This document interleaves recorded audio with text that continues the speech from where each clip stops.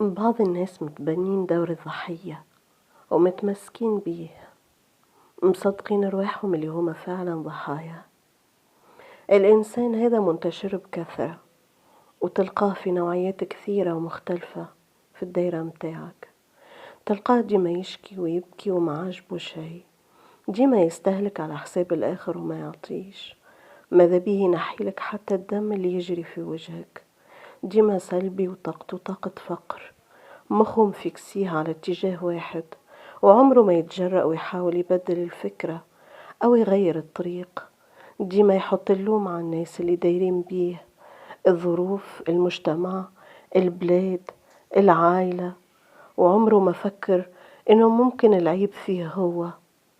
تلقاه عمره في حياته محل كتاب وقرأ حرف بوعي، عمره ما حاول يراجع نفسه ويشوف أغلاطه فين بالضبط ويصلحها. عمره ما تسائل عن مسار حياته فين هزه وفين باش يرصي بيه.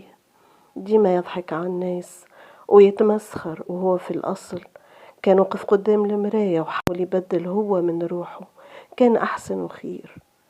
أخيرا وفي العمق النوعية هذه متاع البشر تحتاج رسكلة وإعادة تشغيل، مش تعالي، لأنه كلنا نغلطوا فينا عيوب. أما العيب الكبير إن نقعد وحياتنا الكل بنفس العيب ونفس النسخة، من غير حتى تحديثات ولا تصورات جديدة، وكل حاجة تبقى في نفس المكان. مع الوقت تجمد وتتبلد وتعمل الريحة وتطيش. اخرج من دور الضحية وتعامل مع الحياة كناجي.